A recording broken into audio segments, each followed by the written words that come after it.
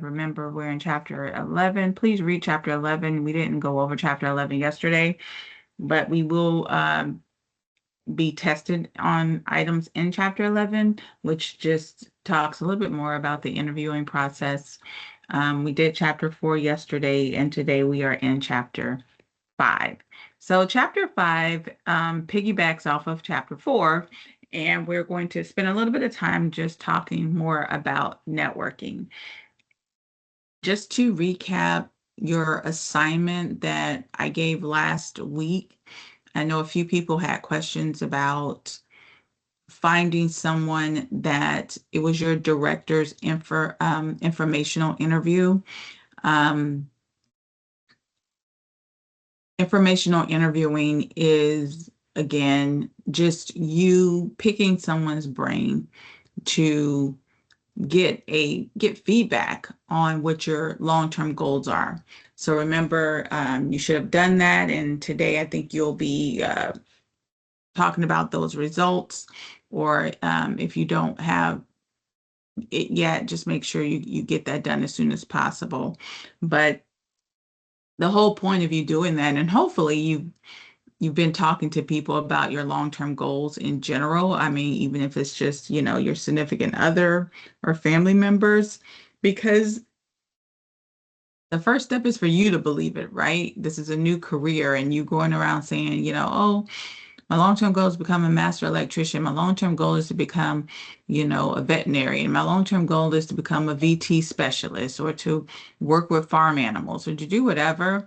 The more you say it and believe it, the more you work towards it, the more real it becomes. So another reason why you want to get comfortable with these goals is because when you network, you will be discussing your goals with the people that you network with, right? Um, one reason to network is to help you get opportunities. You see here on the screen, this statistic that says 70% of job seekers find success through connections, through networking. 70%. That's a lot. That means that people that are looking for opportunities, most of them are finding jobs just from people that they know. That's how important it is to your career. Another statistic here says that 87% of the jobs that recruiters, you guys can put yourself on mute. I hear some feedback. I want to make sure.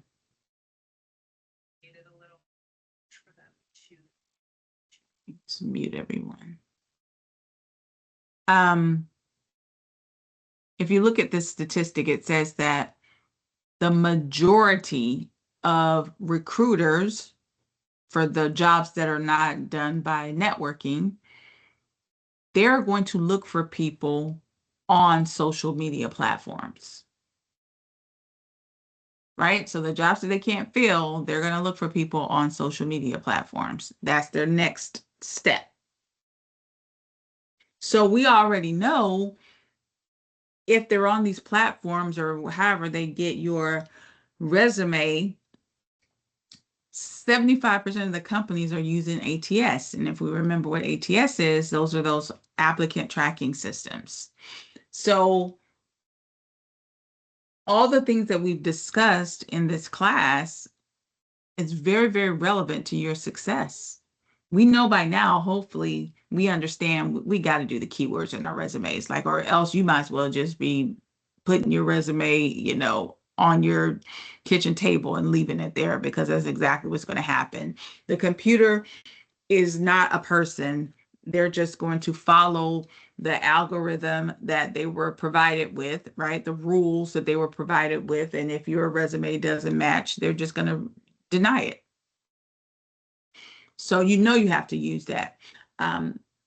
If most recruiters or HR people are using online platforms, not to say that they don't also use their own websites too. So I do want to preference that. I actually tell people, I encourage people to go to the company's website. It's almost better than even using a social media platform.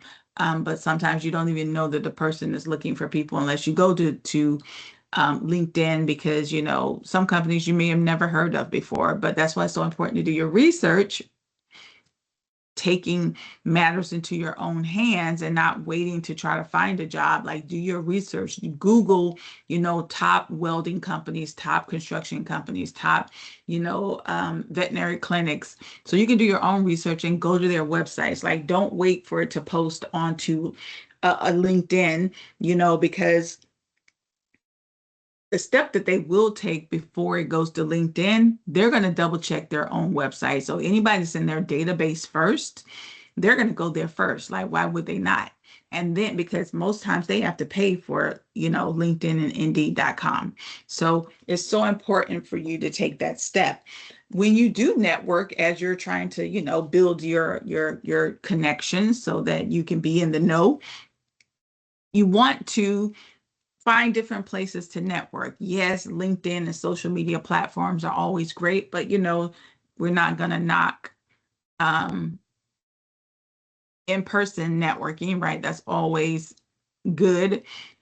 Any place you can find to network, job fairs. Nowadays, people don't even get jobs at job fairs. Most people go to job fairs to network, right? Just to put your face in front of the people so you can talk to the recruiters. Of course, they're going to say, oh, go online, apply for the job, blah, blah, blah. But at least you can talk to them. They can see your face. You can engage with them. Those are still good, but there's other events that you can go to. Conferences, I even like small business administration type meetings, because you may not be a small business, but all those small business people are there, and you get to rub elbows with all these people, because most small businesses or businesses in general are going to be at some type of business conference. And that's something a lot of people don't think about, right?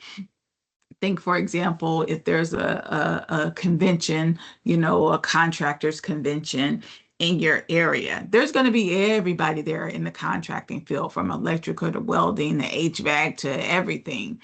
That would be a great place to go and rub elbows, and maybe even look for job opportunities, and those are things that are out of the box that most people aren't even thinking about. So what is networking? Essentially, it's talking to people.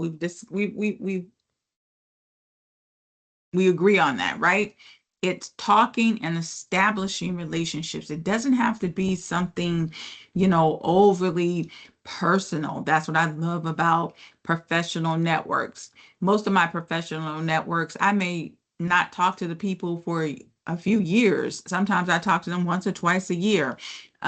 But I always know that if I need something, I can reach out to them. Why? Because maybe I've kept in contact in other ways. Like I said before, we connect on LinkedIn, maybe we connect, on, other platforms, or I see they post something and then I'll respond to it. Just the slightest bit of connection, it's all you really need for a professional network. I'm pretty sure most of you probably won't even see each other after you graduate.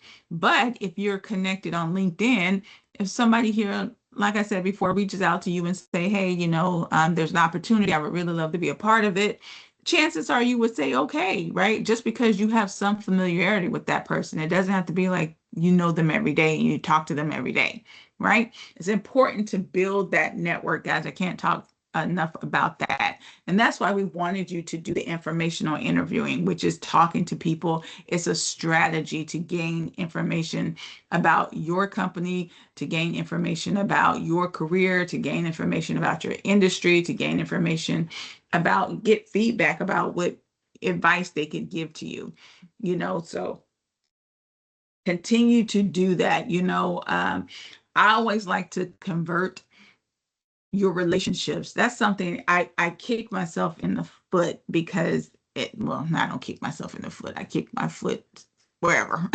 Let me tell you how I messed up big time. Um, I had a family member that passed away a few years ago. And at her funeral, I noticed that there were a lot of like political people at her funeral, like politicians and all this kind of stuff. And I was like, what are all these politicians doing here? And one of the politicians was somebody I went to high school with, and he went on to be like a city commissioner or whatever. And I'm like, what are you doing here? And he was telling me how my relative was this big time person in government and this and that. And I'm like, what? And the reason why it was horrific for me, because I was in that arena and I was a development officer for a nonprofit, and I was always trying to, get connected with, people in the government, and I had some connections. But just imagine my family member who used to babysit me, and I came over to their home and we always loved to hang out. I never ever took the time. Like, I had heard through the grapevine that the person kind of did something political, but I never took the time to ask or to dig into that. The connections I could have had, the connections I could have had. And I find out at God, unfortunately, at her funeral. I'm not going to talk about how I was like, girl, I said, never again, never again.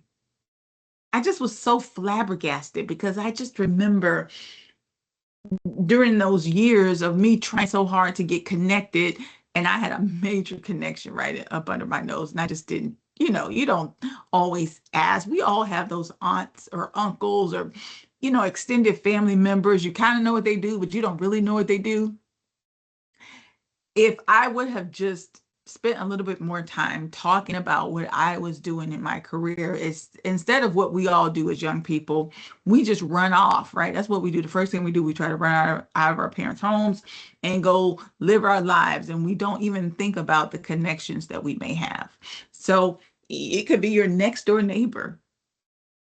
You just never know the type of connections that are around you. So it's so good to build connections. You don't want to be self-centered in that, meaning that you don't want to just be about you. That's why I say, anything as simple as a thumbs up or congratulations, something, being available for them if they want a reference or need someone to pop up at a conference online.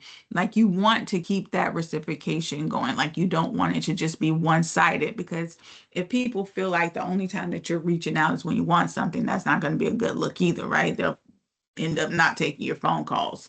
But, these networks do evolve over time. The networks that you may have, maybe you switch careers. Maybe you were in accounting and you had a bunch of network, people there, but then now you're in welding, and your connections will change, or evolve. Like, I still would say, try to stay connected to everybody, because there's only 6 degrees of separation, and they may benefit you. Like I said before, face to face, going out and seeing someone is probably going to be the most effective way, because people tend to remember, people more when you connect, in person.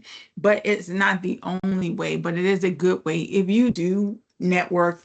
If your company doesn't give you business cards, I used to go make my own business cards. That's what we used to do back in the days. I'm sure they still have Kinkos around here, do they? I don't see Kinkos that much, but they still have that, right?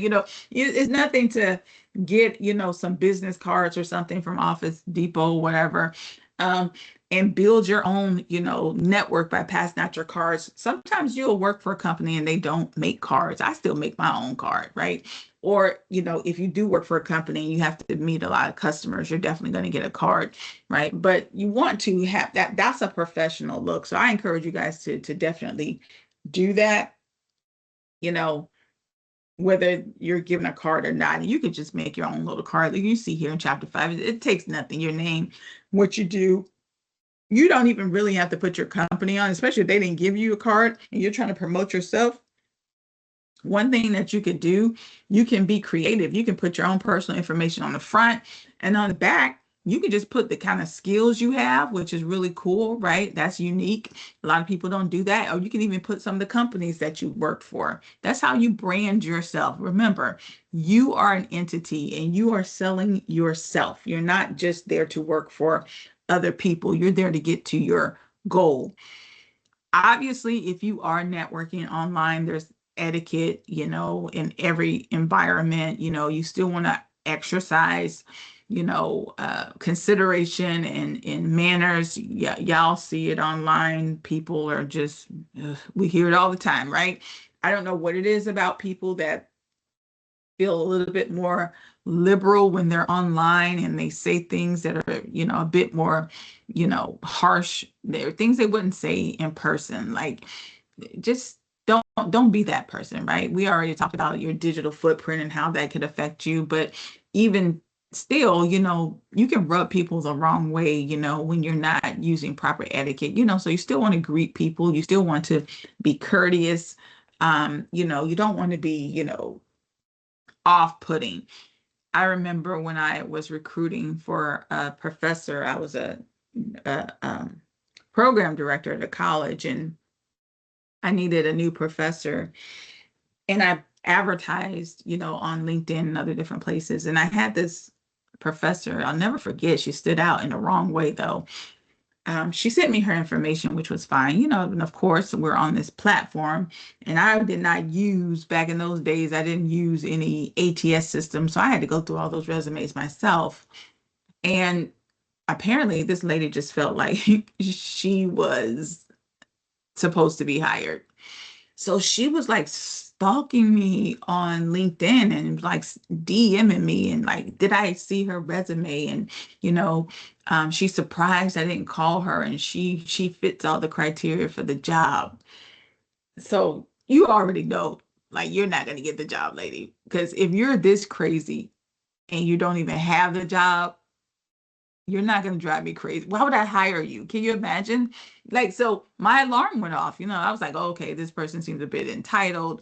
She seems a bit, aggressive. So you're out the running. Those are those soft skills that people don't think about. Maybe you have the hard skills, ma'am, but clearly your soft skills are lacking. And what makes you think that you are the only person that has the skills? Isn't that amazing? And I get it. A lot of times when you see jobs, I've seen so many jobs, and I'd be like, oh my God, that would be perfect for me. But I have to remind myself there's probably 100 or more other people that said the exact same thing about that job, and they could have the skills, right? So you don't want it to, be off-putting and, and turn people off, and sometimes we have a tendency to be a little bit more liberal, when we're online. And I would say, please don't do that, because even that can affect you. Now, if you are doing in person, there's proper etiquette with that as well. We all hear about proper etiquette. I don't know. Again, I keep saying back in my day because I don't know if they do this anymore, and I'm not a child, but I know when I was younger, we used to do etiquette. Y'all remember? Anybody ever a taste of what was it? Toaster something. Anybody remember what I'm talking about? It was a toaster something where you would go and they would teach you all these different etiquettes. Maybe y'all too young. Um, and you would learn different things, how to, you know, choose the right silverware, how to fold your napkins, how to enter a room. We would have small dances. I'm sure I'm aging myself. But anyway, there's etiquette to that. And here's the thing, there's a saying that says, you don't know what you don't know, but others do. Now let that sink in. What does that mean? That means that sometimes you may not even know you're doing something wrong. And it's impolite to tell you that you are, believe it or not, right? So you could be doing something wrong. Maybe it's, are standing in the middle of a doorway, and and that's like a big no-no. When you go into a conference, you're supposed to step in and step to the right. You're supposed to look for who you're trying to find and go straight there. You're not supposed to like wander around bumping into people. I mean, this is crazy, but this is proper etiquette, right? So when you enter a room, how should you enter a room? I invite you to Google these things, because etiquette is important. It's those little subtleties that differentiate people, right? And let's just face it, it is human nature. People like to be around people they're comfortable with. That's just it. And that's something that people don't get, and I wish, people would get that.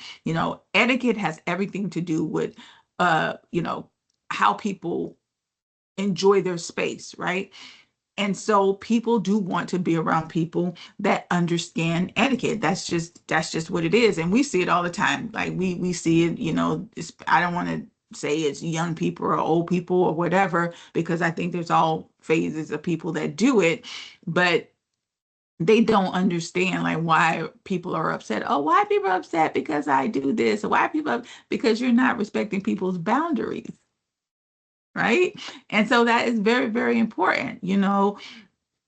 Something as small as you wearing your favorite perfume to an interview, and maybe it's your favorite perfume, but maybe the interviewer has allergies, and so you're just so centered in terms of just trying to make sure, obviously, you put your best foot forward, that you may not even think about, people around you. And etiquette has everything to do with being mindful. It's a big part of business, my friends. I'm gonna tell you, it is a big part of business. Yes, I know it may sound like a corporate white collar type environment, but we're all in business, and you never know when you have to switch gears and go to a conference or do a presentation. You don't know where your career is going to lead you. You need to, just brush up on etiquette, do a little bit of research. That's why I love AI, things that people just expect you to know and to do. And you just don't want anyone judging you because you may not know those things, right? So yes, there's tons and tons of benefits to networking, especially online networking, because it obviously broadens your reach.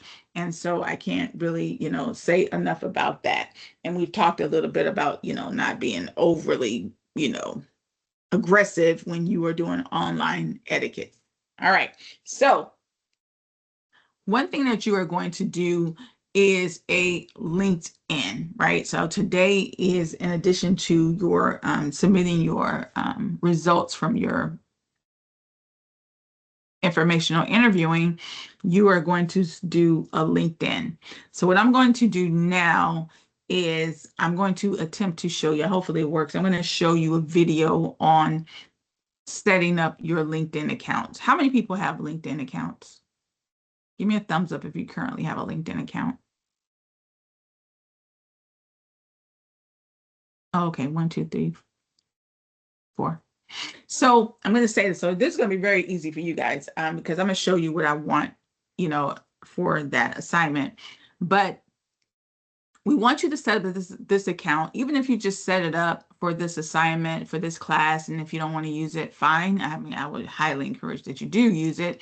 But if you want to take your time and build it out, that's fine. But I want you can use if you know you're only going to use it temporarily just for this class, just use your student email.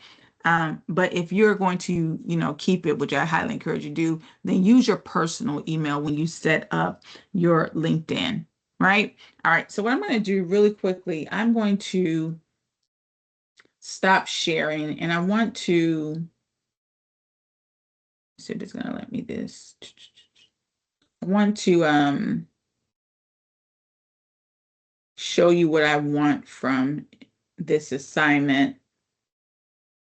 Let me just make sure. I'm just going to pull up my LinkedIn so I can show you guys what I want. But let me see something really quickly. I just want to make sure. I'm pretty sure it is due today, but I just want to double check. Today is the 21st, right? Yeah, so let me pull up my LinkedIn. All right, so yep, LinkedIn. Okay.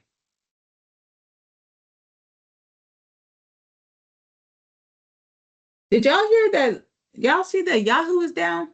Anybody try to get on Yahoo this morning? Nobody? All right. All right. So let me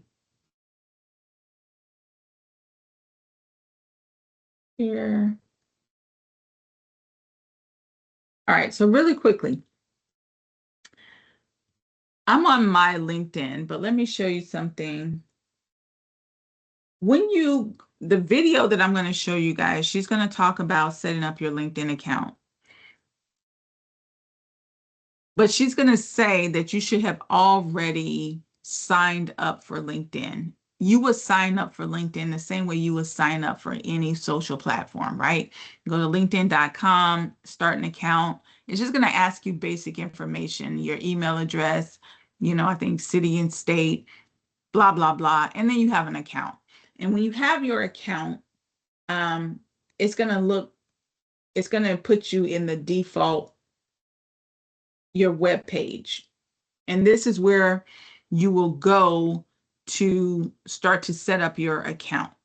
Now, for those of you that already have an account, all you have to do for this assignment, and then for those of you, once you finish, all you have to do once you set up your account, or for those of us that already have an account, you see right up here in this URL, y'all see that? That's my personal URL. You see how it has my name? It says linkedin.com/Cynthia Taylor, MBA, blah, blah, blah, blah, right? And they get that from my tagline. All you have to do is right click and copy this. And this is what you're going to paste in the assignment once you're done. So if you already have a LinkedIn account, you just paste that in the assignment, you're done. For those of us that are going to have to set up our LinkedIn account, once you set it up, you paste this in the assignment, and that's how you're done. But what the video is going to show you is once you sign up, you're going to get to this landing page area, right? And then she's going to walk you through how to set up these different sections. Now, she's going to walk you through several sections, but for this assignment, you only have to worry about 4 sections. One is this top section here, and this is and you see here, they come in these little grid boxes. You see, that's a little box here. This first little box is your about section.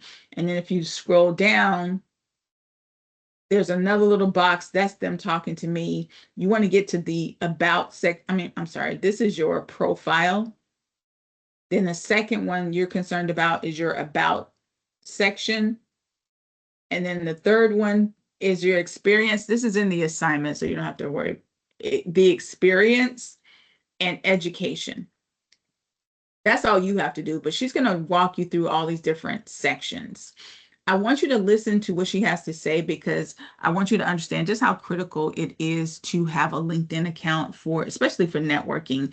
These little pencils over here, and she'll show you this, is how you go in and actually make the edits to this stuff. All right. So let me stop. I hate how it does this because it always messes me up when I do it that way. But okay, there we go. Let me stop sharing. And then I'm going to go to the video, which is actually in your classroom. Now I'm going to try this video. If not, because last time I tried to do a video at night, it didn't work. But let me just see really quickly. If not, I'll just show you where it's at. Setting up LinkedIn. All right, so let me go back.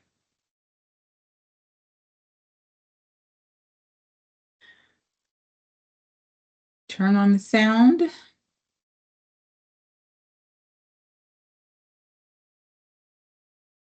When I play this video, I want you to give me a thumbs up if you, well, I guess I can hear the sound from my video, my computer, but let me see. Hopefully it works.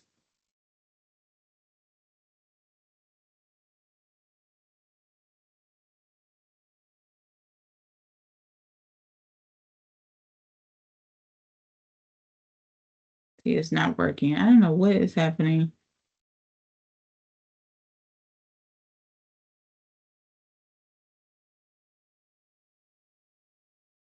And this shouldn't.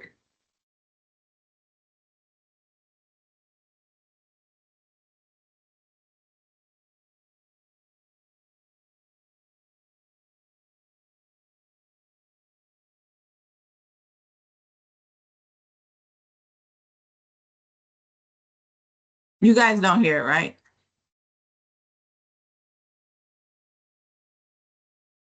Do you hear it? No. I don't know why it's doing that. Okay, hold on. It's probably my turn that off. I don't know if it's all of a sudden it's not working anymore, but I think it's just my computer's old. I'm gonna try this one more time. If not, I'll just show you guys where it is and you can watch it. But please watch it, guys. I mean, I would love for you to watch it on your own, but I know a lot of people forget to watch it.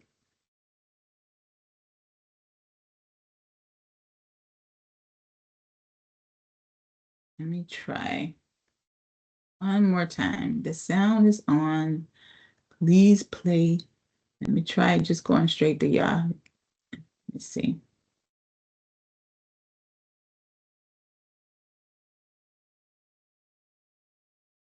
Nope. I don't know why it's doing that anymore. Oh well. I guess forget it. All right. So let me just show you where it is. You can watch it at your leisure. If you don't know how to set up LinkedIn, guys, please watch it. Now, if you already have it, it's fine.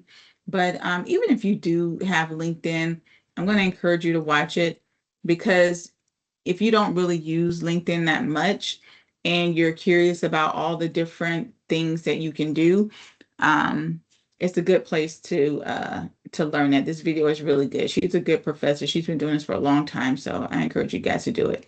So at any rate, let me go ahead and share my screen to show you where it is, and then we'll just go back and finish up. Why? All right, so when you're on Classroom, all you have to do is go to Modules here.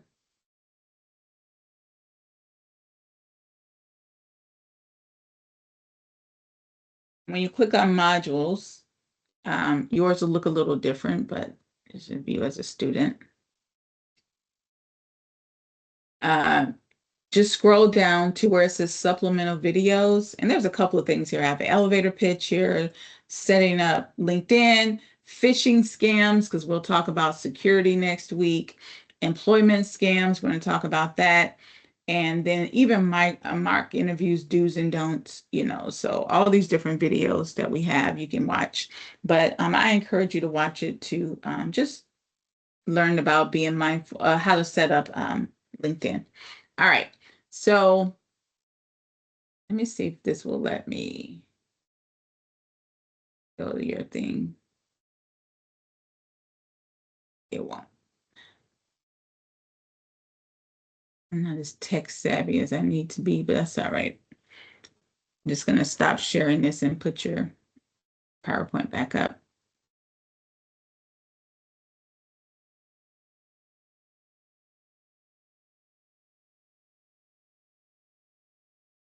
All right. So anyway, here's your participation question for today, if it will come up. All right. Here's what I want to know. You're thinking about your career by now, right? You know what your long-term goals are. So I want to know, ethically, if I were to make your offer, right? Would my reputation matter as a company? So if my ethics does not align with your ethics, would that be an issue for you and why? So does the reputation of a company matter to you? Something you're going to have to think about when you're out interviewing and having to make a decision. And what role does ethics play in you deciding whether you work for that company or not? That's your participation question for today.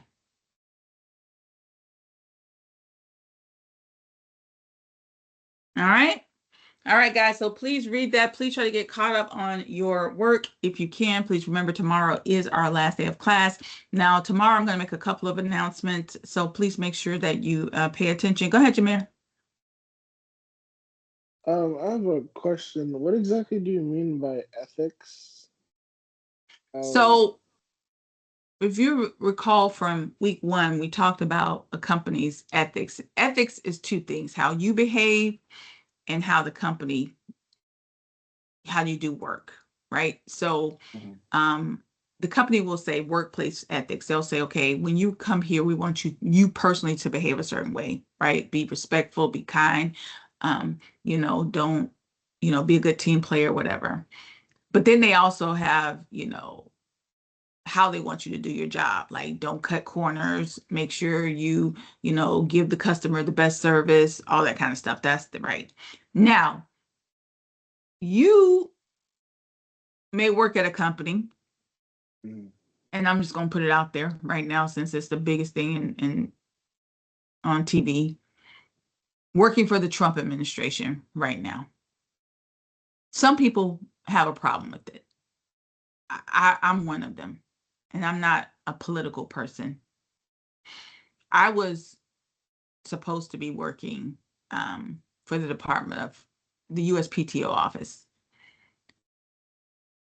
As y'all all know, they froze us all out. Y'all heard about all the federal workers got froze out and everything, right? Okay. So they offered me an opportunity to, like, clearly wanted me to go to Virginia, which I wasn't going to do.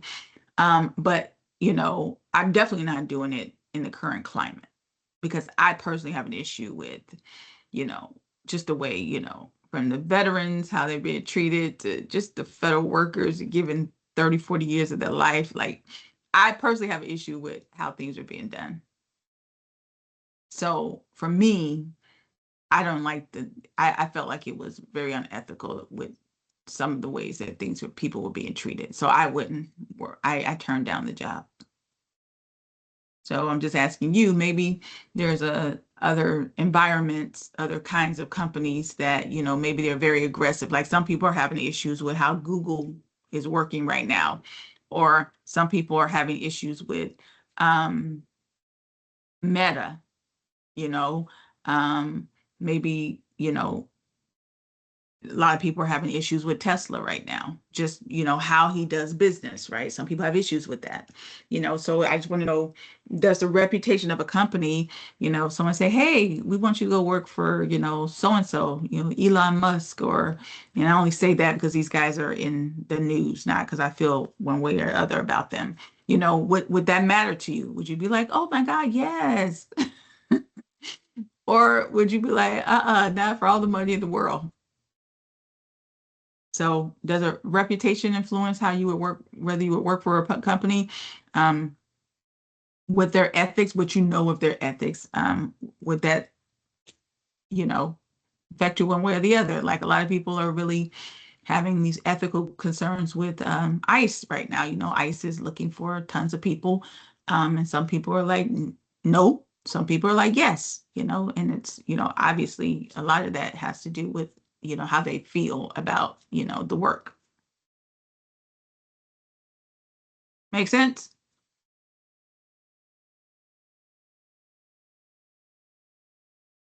Yes, that helps a lot. No problem, sir. All right, my friends. Like I said, tomorrow I have a couple of announcements specifically as it relates to week 4. So please make sure you come. And week 4 actually will open up on Friday, but I'll discuss that on tomorrow. So if you don't have any other questions from me, I will talk to you guys later. Have a great day, guys.